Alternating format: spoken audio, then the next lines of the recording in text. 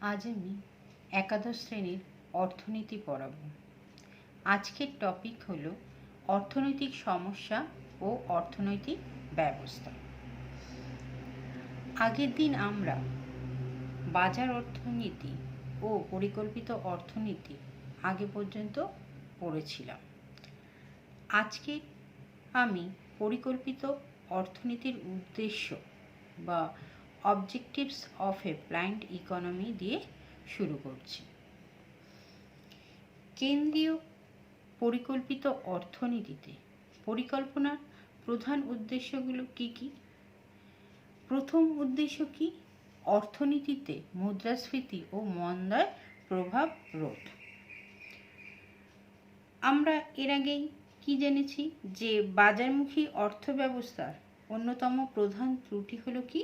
বাণিজ্য চক্রজনিত প্রভাব, অর্থাৎ অর্থনীতিতে মন্দা এবং মুদ্রাস্ফীতিজনিত কারণে অর্থনৈতিক বিশৃঙ্খলার উদ্ভব হয়। কাজেই পরিকল্পিত অর্থনীতির অন্যতম উদ্দেশ্য হল অর্থনীতিকে মুদ্রাস্ফীতি বা মন্দার প্রভাব থেকে মুক্ত রাখা। 2 নম্বর পয়েন্ট কি? সামাজিক প্রয়োজনীয়তা অনুসারে বিনিয়োগ নির্ধারণ এবং উপাদানের বণ্টন। এই অর্থব্যবস্থায় পরিকল্পনার আরেকটি উদ্দেশ্য হলো কি? সামাজিক প্রয়োজনীয়তা অনুসারে বিনিয়োগ প্রকল্প গ্রহণ করা, অর্থাৎ এমন সব বিনিয়োগ প্রকল্প গ্রহণ করা হয় যার মাধ্যমে উৎপাদিত দ্রব্য সমাজের বেশিরভাগ মানুষের প্রয়োজন মেটাবে। যেমন সাধারণ মানুষের অন্ন ও বস্ত্র সংস্থানের জন্য বস্ত্রশিল্পের বিস্তার এবং উন্নত শস্য বীজ ও কৃষি যন্ত্রপাতি উৎপাদন সম্বন্ধীয় বিনিয়োগ প্রকল্প গ্রহণ করা হয়। তৃতীয় পয়েন্ট কি? সামাজিক ন্যায় প্রতিষ্ঠা। বিভিন্ন দ্রব্য ও সেবার বিক্রয় মূল্য এবং বিভিন্ন উপাদানের মূল্য যেমন মজুরি, সুদ ইত্যাদি এমনভাবে নির্ধারণ করা হয় যাতে সমাজে অর্থনৈতিক বৈষম্য দূর হয়ে সামাজিক ন্যায় বা সোশ্যাল জাস্টিস প্রতিষ্ঠিত হয়, অর্থাৎ সমাজে ধনী ও নির্ধনের মধ্যে আয় বণ্টনে বৈষম্য দূর করাও কেন্দ্রীয় অর্থনীতিতে বা কেন্দ্রীভূত অর্থনীতিতে পরিকল্পনার অন্যতম উদ্দেশ্য। তার পরের পয়েন্ট কি আছে? সামাজিক নিরাপত্তা বিধান। যে কেন্দ্রীয় পরিকল্পনাধীন অর্থব্যবস্থায় ব্যক্তিগত সম্পদের কোনো অধিকার থাকে না, ফলে সমাজের বিভিন্ন শ্রেণীর মানুষের চিকিৎসা, বার্ধক্য ভাতা, শিক্ষা, প্রশিক্ষণ, কর্মসংস্থান ইত্যাদি সমস্ত দায় রাষ্ট্র বহন করে। কাজেই অর্থনীতির বিভিন্ন ক্ষেত্রে নিযুক্ত ব্যক্তিদের এবং দেশের সর্বস্তরের নাগরিকবৃন্দের সামাজিক নিরাপত্তার বিষয়টিও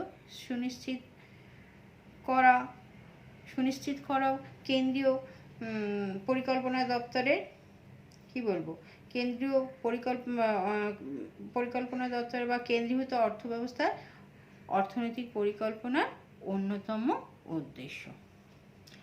5 নম্বর পয়েন্ট কি আছে? যে বাজার ব্যবস্থার অবসান। এই অর্থনীতিতে গুরুত্বপূর্ণ অর্থনৈতিক সমস্যাগুলি সমাধানে বাজার ব্যবস্থার সহায়তা নেওয়া হয় না। কি বললাম? এই অর্থনীতিতে গুরুত্বপূর্ণ অর্থনৈতিক সমস্যাগুলি সমাধানে বাজার ব্যবস্থার সহায়তা নেওয়া হয় না।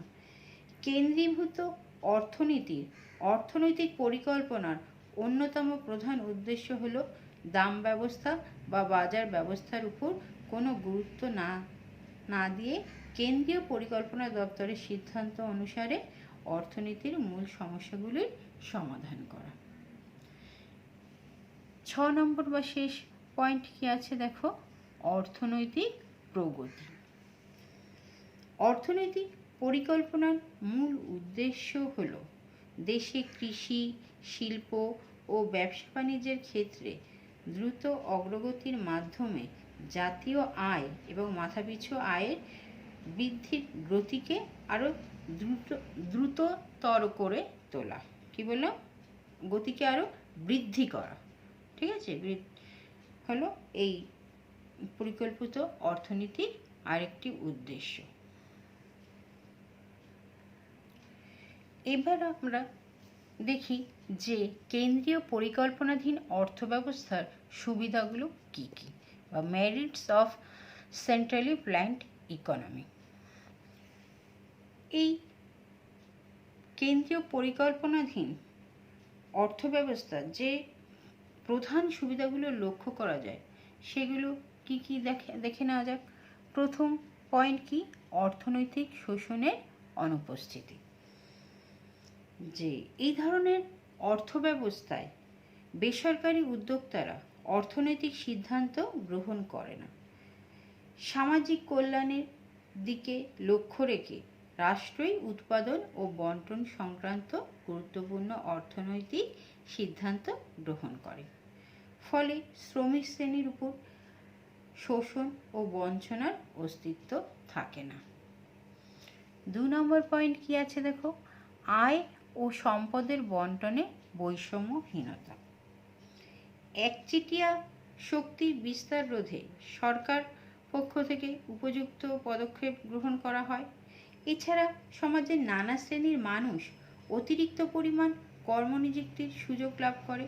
ফলে সমাজে আয় ও সম্পদ বন্টনে বৈষম্য সৃষ্টি হওয়ার সুযোগ কম থাকে। তার পরের পয়েন্ট কি আছে? তৃতীয় পয়েন্ট, সর্বসাধারণের ব্যবহারযোগ্য দ্রব্যসমূহের অধিক উৎপাদন।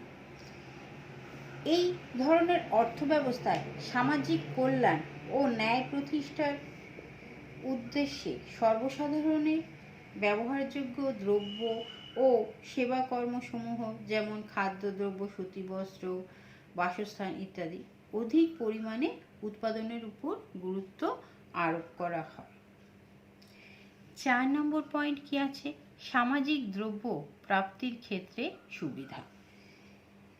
যে সমাজে যে সকল দ্রব্য বিভিন্ন শ্রেণীর মানুষ একই সাথে ভোগ করতে সমর্থ হয়, কোনো ব্যক্তির ভোগ অপর ব্যক্তিকে ভোগ থেকে বিরত করে না এবং মূল্য প্রদানে অসমর্থ ব্যক্তিও এই ভোগ থেকে বঞ্চিত হয় না, সেই সকল দ্রব্যকেই সামাজিক দ্রব্য বা সোশ্যাল গুডস বলা হয়। যেমন দেশের প্রতিরক্ষা ব্যবস্থা, রাস্তার ধারে বৈদ্যুতিক আলো ও পানীয় জল সরবরাহ ইত্যাদি। সরকারের পক্ষ থেকেই এই ধরনের দ্রব্য ও সেবার সরবরাহ করা হয়। তার পরের পয়েন্ট 5 নম্বর পয়েন্ট কি আছে? পরিকল্পিত অর্থনৈতিক উন্নয়নের সুবিধা। এই ধরনের অর্থব্যবস্থায় রাষ্ট্রীয় উদ্যোগে গঠিত কেন্দ্রীয় পরিকল্পনা দপ্তরের মাধ্যমে বিভিন্ন উৎপাদনের ক্ষেত্রে উপাদান বন্টন, বিনিয়োগের পরিমাণ, উৎপাদিত দ্রব্য ও সেবাসমূহের পরিমাণ ও বৃদ্ধির হার ইত্যাদি সিদ্ধান্ত গ্রহণ করা হয়। ফলে পরিকল্পনা মাফিক অর্থনৈতিক উন্নয়নের সুবিধা পাওয়া যায়। পরের পয়েন্ট কি আছে আমরা দেখে নিই। যে স্থিতিশীল ও দীর্ঘস্থায়ী অর্থনৈতিক উন্নয়ন সম্ভব। বাজার শক্তির উপর নির্ভরশীল না হওয়ার ফলে এই ধরনের অর্থব্যবস্থা বাণিজ্য চক্রের প্রভাব থেকে মুক্ত থাকতে পারে। ফলে অর্থনৈতিক উন্নয়ন স্থিতিশীল ও দীর্ঘস্থায়ী হতে পারে। পরের পয়েন্ট বা লাস্ট পয়েন্ট কি আছে? ক্রেতাদের স্বার্থ রক্ষা। যে অর্থনীতিতে একচেটিয়া শক্তির কেন্দ্রীভবন, কালোবাজারি, ফাটকা কারবার ইত্যাদির উপস্থিতির ফলে বাজারমুখী অর্থব্যবস্থায় ক্রেতারা বিশেষভাবে ক্ষতিগ্রস্ত হয়, কিন্তু সামাজিক অর্থব্যবস্থায় এই ধরনের সমস্যার সৃষ্টি হয় না। এবার আমরা দেখি যে কেন্দ্রীয় পরিকল্পনাধীন অর্থব্যবস্থার অসুবিধাগুলো কি কি। Demerits of centrally planned economy. তাহলে প্রথম পয়েন্ট কি আছে দেখো, যে ভোক্তা ও উদ্যোক্তাদের অর্থনৈতিক সিদ্ধান্ত গ্রহণে স্বাধীনতা থাকে না। যে কেন্দ্রীয় পরিকল্পনাধীন অর্থব্যবস্থায় যে সুবিধাগুলোর পাশাপাশি কিছু অসুবিধাও লক্ষ্য করা যায়। প্রথম অসুবিধাটিকে আমরা কি দেখলাম, যে ভোক্তা ও উদ্যোক্তাদের অর্থনৈতিক সিদ্ধান্ত গ্রহণের স্বাধীনতা থাকে না, তাই তো? এই অর্থব্যবস্থায় ভোক্তা এবং উদ্যোক্তারা ভোগ সিদ্ধান্ত ও উৎপাদন সিদ্ধান্ত গ্রহণের স্বাধীনতা থেকে বঞ্চিত হয়। এই সকল ক্ষেত্রে তারা রাষ্ট্রীয় সিদ্ধান্ত অনুসরণ করতে বাধ্য হয়। ফলে ভোগ সন্তুষ্টির এবং কারবারি মুনাফার কাম্যতমকরণের বিষয়গুলো এখানে গুরুত্বহীন হয়ে পড়ে। 2 নম্বর পয়েন্ট কি আছে, রাষ্ট্রের একচেটিয়া ক্ষমতার বিকাশ।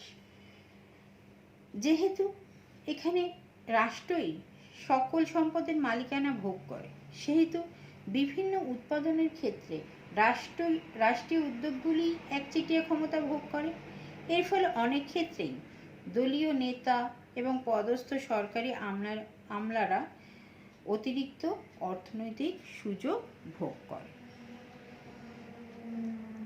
3 নম্বর পয়েন্ট কি আছে, যে উৎপাদন কাজে উপযুক্ত উৎসাহের অভাব। এই অর্থব্যবস্থায় কৃষকদের হাতে জমির মালিকানা থাকে না এবং শিল্প শ্রমিকরাও তাদের ব্যবহৃত যন্ত্রপাতি মালিকানা ভোগ করে না। তাছাড়া রাষ্ট্রীয় উদ্যোগেই উৎপাদিত দ্রব্য ও সেবাসমূহ বিক্রয় হওয়ায় কৃষক বা শ্রমিকদের অতিরিক্ত অর্থপ্রাপ্তির সুযোগ থাকে না। এর ফলে তারা উৎপাদন বৃদ্ধির জন্য কোনো উদ্ভাবনমূলক প্রক্রিয়া বা অতিরিক্ত পরিশ্রম করার উৎসাহ বোধ করে না, বা কি করে উৎসাহ হারিয়ে ফেলে।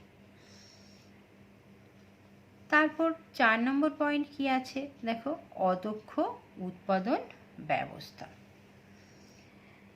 যে এক্ষেত্রে উৎপাদন কাজ ব্যক্তি মালিকানার পরিবর্তে রাষ্ট্রীয় মালিকানায় পরিচালিত হয়। ব্যক্তি মালিকানাধীন কারবারের ক্ষেত্রে উদ্যোক্তা মুনাফা সর্বোচ্চ করার লক্ষ্যে উপাদানসমূহ এমনভাবে নিয়োগ করে যাতে গড় উৎপাদন ব্যয় সর্বনিম্ন হয়। কিন্তু রাষ্ট্রীয় উদ্যোগের ক্ষেত্রে এই ধরনের ব্যক্তিগত আগ্রহ না থাকায় বেশিরভাগ ক্ষেত্রেই উপাদানের দক্ষ ব্যবহারের মাধ্যমে উৎপাদন ব্যয়ের সর্বনিম্নকরণের কোনো তাগিদ থাকে না, মানে উৎপাদন ব্যয় কমাবার কোনো তাগিদ থাকে না। ফলে এই উৎপাদন ব্যবস্থাকে অদক্ষ বলা যেতে পারে। 5 নম্বর পয়েন্ট কি আছে দেখো, পরিকল্পনা পদ্ধতিতে গলদ। কি বললাম, পরিকল্পনা পদ্ধতিতে গলদ। কেন্দ্রীয় পরিকল্পনা দপ্তরের অর্থনৈতিক পরিকল্পনা রূপায়ণ পদ্ধতিতেও নানা গলদ থাকতে পারে। ফলে যেমন ধরো, দেশের বিভিন্ন অর্থনৈতিক সম্পদের যোগান বিষয়ক উপযুক্ত পরিসংখ্যানগত তথ্য, অর্থনীতির বিভিন্ন ক্ষেত্রে উৎপাদন সংক্রান্ত পরিসংখ্যান ইত্যাদির অভাব থাকলে উপযুক্ত পরিকল্পনা রচনার পথে বাধার সৃষ্টি হয়। 6 নম্বর পয়েন্ট বা শেষ পয়েন্ট কি আছে দেখো, উপযুক্ত দাম নীতির অনুপস্থিতি। যে এই অর্থব্যবস্থায় সরকারি বিভিন্ন দ্রব্য ও সেবার দাম নির্ধারণ করে। এই দামকে প্রশাসিত দাম বা অ্যাডমিনিস্ট্রেটেড প্রাইস বলা হয়।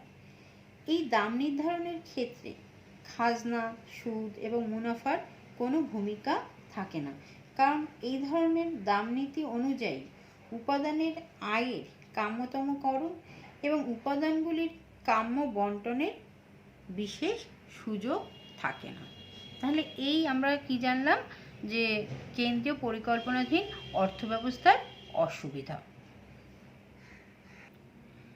এবার আমরা পড়ব কি মিশ্র অর্থব্যবস্থা বা মিশ্র অর্থনীতি বা মিক্সড ইকোনমিক সিস্টেম বা মিক্সড ইকোনমি কাকে বলে। ঠিক আছে, দেখো, মিশ্র অর্থব্যবস্থা বলতে ধনতান্ত্রিক ও সমাজতান্ত্রিক অর্থব্যবস্থার সহাবস্থান বা সংমিশ্রণকে বোঝায়। অর্থাৎ মিশ্র অর্থব্যবস্থায় রাষ্ট্রীয় মালিকানার পাশাপাশি বেসরকারি মালিকানা অবস্থান করে। মিশ্র অর্থনীতির অন্যতম সমর্থক অর্থনীতিবিদ স্যামুয়েলসনের মতে যে অর্থব্যবস্থায় উৎপাদন ও ভোগ কার্যে সংগঠিত করার ক্ষেত্রে বাজার ব্যবস্থার সঙ্গে সরকারি নিয়ন্ত্রণ ব্যবস্থার সংমিশ্রণ ঘটে থাকে তাকে মিশ্র অর্থব্যবস্থা বলে। যেমন উদাহরণ হিসেবে যে ভারত একটি মিশ্র অর্থনীতির দেশ। ভারতে সরকারি দুর্গাপুর ইস্পাত শিল্প যেমন আছে, তেমনি টাটানগরে টাটা কোম্পানির লৌহ ইস্পাত কারখানাও আছে। তাহলে একটি সরকারি সংস্থার পাশাপাশি কি আছে, বেসরকারি সংস্থাও আছে। তাই ভারত হচ্ছে কি একটি মিশ্র অর্থনীতির দেশ। এবার আমরা দেখি যে মিশ্র অর্থব্যবস্থার বৈশিষ্ট্যগুলো কী কী, ফিচার্স অফ মিক্সড ইকোনমি। তাহলে দেখো এখানে প্রথম পয়েন্ট কি দেওয়া আছে, সরকারি ও বেসরকারি ক্ষেত্রে সমন্বয়। মিশ্র অর্থব্যবস্থায় অর্থনৈতিক কাজকর্মে সরকারি ক্ষেত্রের পাশাপাশি বেসরকারি ক্ষেত্র সহাবস্থান করে। তাহলে এবং সরকারি ক্ষেত্র এবং বেসরকারি ক্ষেত্রের অংশগ্রহণের মধ্যে সমন্বয় ও বোঝাপড়া থাকে। একে যৌথ ক্ষেত্র বা জয়েন্ট সেক্টর বলা হয়। বিশেষ বিশেষ ভোগ্যদ্রব্য, মূলধনী দ্রব্য বেসরকারি মালিকানায় উৎপাদনের অনুমতি সরকার দেয় বা দিয়ে থাকে। অন্যদিকে অর্থনীতির কিছু গুরুত্বপূর্ণ ক্ষেত্রে উৎপাদন, পরিচালনা ও মালিকানা সরকারি ক্ষেত্রের হাতে থাকে বা সরকারের হাতে থাকে। যেমন প্রতিরক্ষা, রেল পরিবহন, আণবিক শক্তি, বিদ্যুৎ, মূল ও ভারী শিল্প, তারপর অস্ত্রশস্ত্র নির্মাণ, ব্যাংক, বিমা, বৈদেশিক বাণিজ্য প্রভৃতি সরকারি ক্ষেত্রে থাকে বা সরকারের হাতে থাকে। কিন্তু সাম্প্রতিককালে ভারতসহ পৃথিবীর অধিকাংশ দেশেই ব্যাংক ও বিমা ব্যবসায় বেসরকারীকরণ হয়েছে। আবার কৃষি, সাধারণ শিল্পে, অভ্যন্তরীণ বাণিজ্য প্রভৃতিও বেসরকারি ক্ষেত্রের উপর দায়িত্ব দেওয়া হয়েছে। পরের পয়েন্ট দেখো কি আছে, যে সরকারি নিয়ন্ত্রিত উদ্যোগ। মিশ্র অর্থব্যবস্থায় ধনতন্ত্রের মতো উদ্যোগের স্বাধীনতা আছে, কিন্তু উদ্যোগের উপর বিভিন্ন বিধি নিষেধ ও নিয়ন্ত্রণ থাকে। কি বললাম, মিশ্র অর্থব্যবস্থায় ধনতন্ত্রের মতো যেমন উদ্যোগের স্বাধীনতা আছে, কিন্তু উদ্যোগের উপর আবার কি বিভিন্ন বিধিনিষেধ ও নিয়ন্ত্রণ আছে।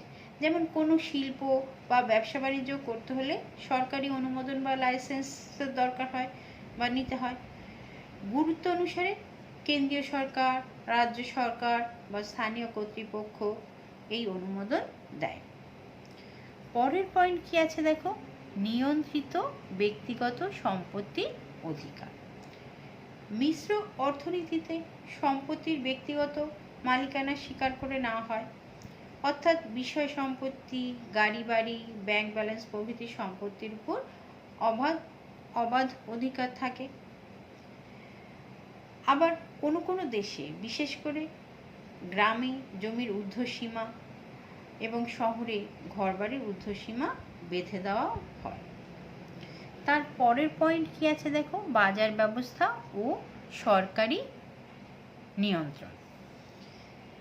যে অধ্যাপক স্যামুয়েলসনের মতে কোন কোন দ্রব্য সামগ্রী কিভাবে উৎপাদন করা হবে এবং কাদের মধ্যে কিভাবে বন্টন করা হবে, এই অর্থব্যবস্থার মূল সমস্যাগুলির সমাধান বাজার শক্তি দ্বারা করা হয়। অর্থাৎ চাহিদা ও যোগানের ঘাত প্রতিঘাতে বাজার দাম স্থির হয়, কিন্তু কিছু কিছু ক্ষেত্রে চোরা কারবার, মজুতদারি বা ফাটকা কারবারকে নিয়ন্ত্রণ করতে সরকারি দাম নীতি ঘোষণা করা হয়। এমনকি কৃষি পণ্যের সংগ্রহ মূল্য সরকারিভাবে ধার্য করা হয়। রেশনিং ব্যবস্থা বা গণবন্টন ব্যবস্থা চালু থাকে।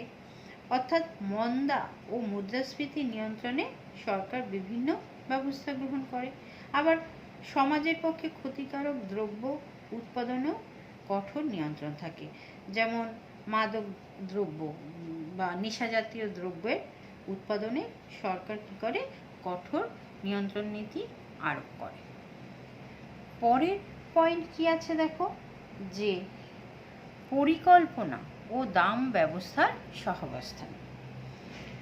মিশ্র অর্থ ব্যবস্থায় অর্থনৈতিক পরিকল্পনা ও বাজার ব্যবস্থা পাশাপাশি অবস্থান করে বা বিরাজ করে।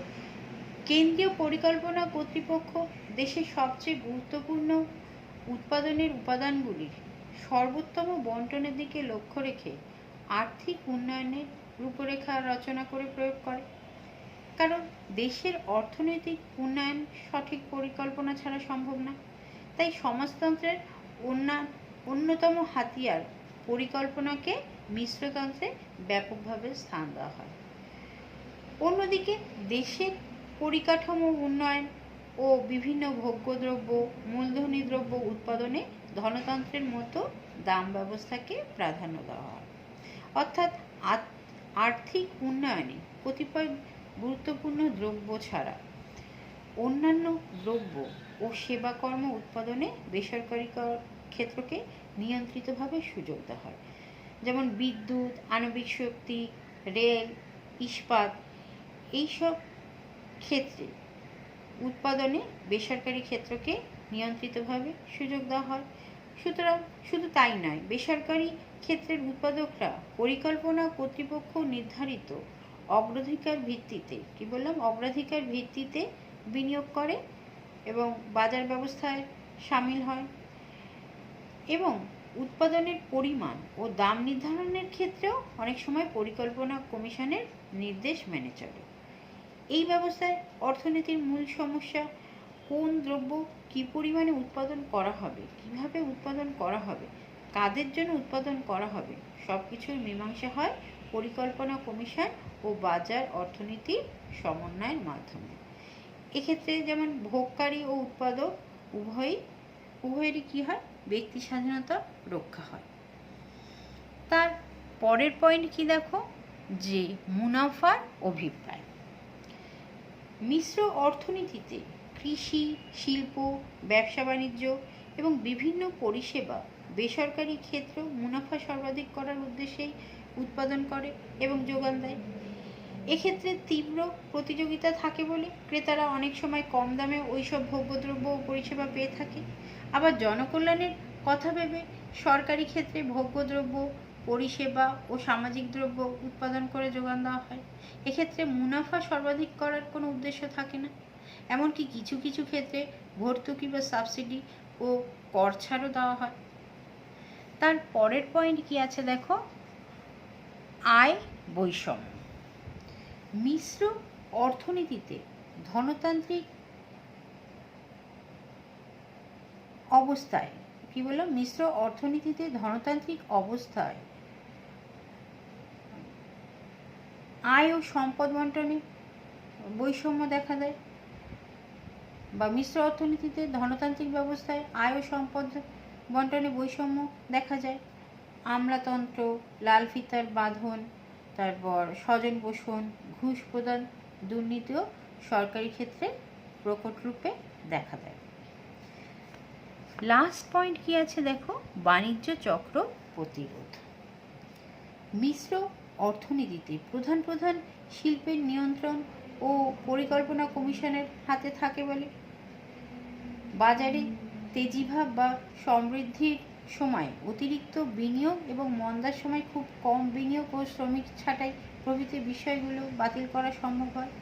কি বললাম, মিশ্র অর্থনীতিতে প্রধান প্রধান শিল্পের নিয়ন্ত্রণ পরিকল্পনা কমিশনের হাতে থাকে বলে বাজারে তেজিভাব বা সমৃদ্ধির সময় অতিরিক্ত বিনিয়োগ ও মন্দার সময় খুব কম বিনিয়োগ ও শ্রমিক ছাঁটাই প্রভৃতি বিষয়গুলোকে এড়িয়ে যাওয়া সম্ভব হয়।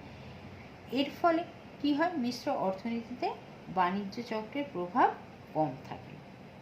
তাহলে এতক্ষণের আলোচনা থেকে আমরা কি জানলাম, যে বাজার ব্যবস্থার ব্যর্থতা দূর করতে এবং সমাজতান্ত্রিক ব্যবস্থার ত্রুটি দূর করতে বা সামাজিক কল্যাণের আদর্শ কার্যকরী করতে উৎপাদক ও ভোগকারী ব্যক্তির স্বাধীনতা অটুট বা বজায় রাখতে সরকারি নিয়ন্ত্রণ সহ মিশ্র অর্থব্যবস্থার বিকল্প অর্থনীতি নেই। সুতরাং মিশ্র অর্থব্যবস্থায় ধনতান্ত্রিক ও সমাজতান্ত্রিক অর্থব্যবস্থার সহাবস্থান বা মধ্যবর্তী এক অর্থনৈতিক ব্যবস্থা গ্রহণ করা হয়। এই অর্থব্যবস্থায় একদিকে যেমন গণতান্ত্রিক অধিকার ও কাঠামো রক্ষার ব্যবস্থা থাকে, তেমনি অপরদিকে সমাজতন্ত্রের বিভিন্ন কাম্য আদর্শগুলিকেও পূরণ করার লক্ষ্য থাকে। তাই এই ধরনের অর্থব্যবস্থাকে গণতান্ত্রিক সমাজতন্ত্র বলা হয়। ভারতে স্বাধীনতার পর থেকে এই ধরনের অর্থব্যবস্থা গ্রহণ করা হয়েছে। আজকে ক্লাস এই পর্যন্ত, এখানেই শেষ হলো।